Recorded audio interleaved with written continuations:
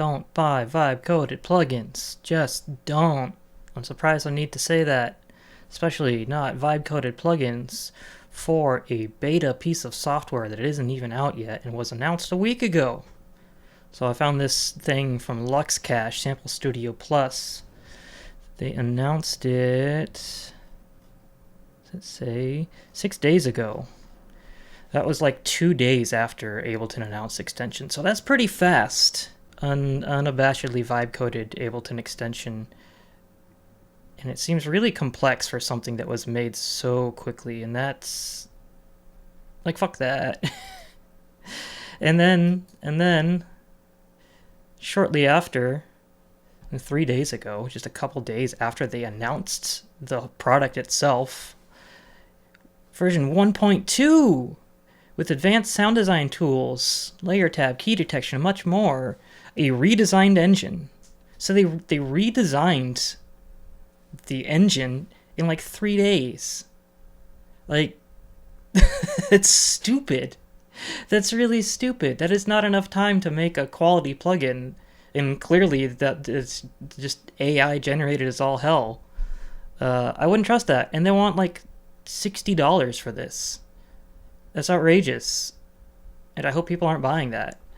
But there's lots of Ableton extensions out there already that are starting to charge money. Well, maybe not lots, but they're out there from the get-go. Some on Gumroad and stuff. One of them I saw in the Ableton Discord the other day, but I can't find it again. It's possible that Ableton is not allowing paid posts in the extensions thread, which I hope so. That would be a good idea. But the thread is massive now.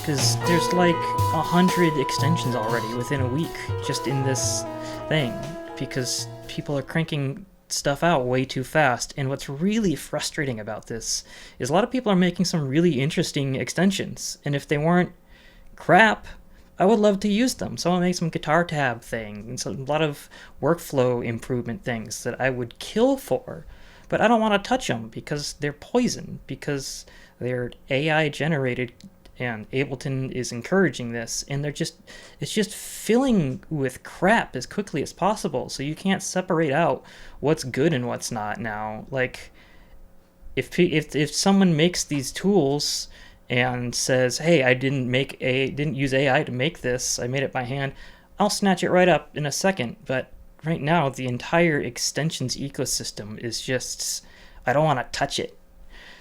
Which is fine, because it's annoying to have to use the beta version of Ableton anyways. But it's so depressing.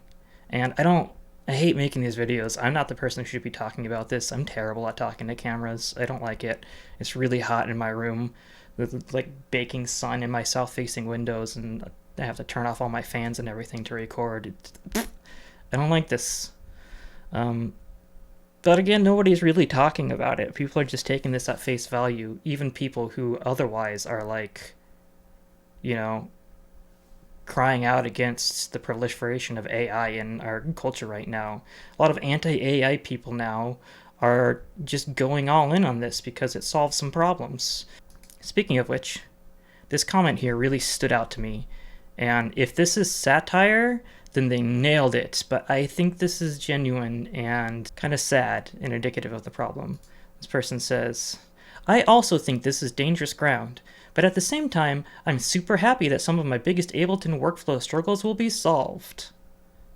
Like, that's the whole thing. There's a lot of things that AI could genuinely improve in life, but the whole thing is tainted because it's drawing crazy amounts of power. They're building all these massive data centers that are stealing water from local communities. People didn't find out until their water pressure was low, and they complained about it and found out that this data center is just guzzling down the municipal water supply illegally, and nothing's being done about that. So, another long-winded rant. It kind of went a lot of places, sorry. The ironic thing is I'm trying to make these as quickly as possible so they're not the highest quality, but in this case it's because I think that we need to keep the conversation a pace of the developments, and I don't really see that happening.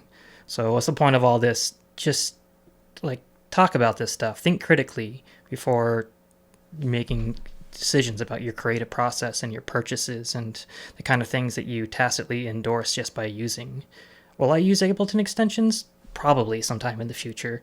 I'm going to be careful about which ones I use, but I've tried every DAW under the sun. I have Bitwig and Reaper licenses in addition to spending thousands of dollars on Ableton updates over the past 2 decades. But they're all imperfect, so, when something helpful like this comes out, it's exciting.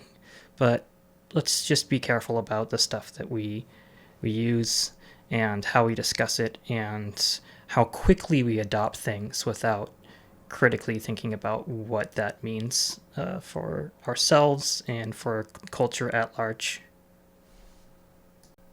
I don't have a good outro. I don't know how to end these things, so fuck it, I'll just plug myself. Go listen to my music, numbermuncher.bandcamp.com. It's Pride, so you have to listen to it, because I'm trans and I'm gay, and it's the law. It's a bunch of unlistenable experimental electronic music and noise and free improv jazz, but I made it. I made it myself with my own brain and hands and ideas and fatigue, and I didn't just tell the computer to make it for me, and I didn't drink an entire city's water supply to make it. Go support musicians who aren't giving into AI crap. Bye.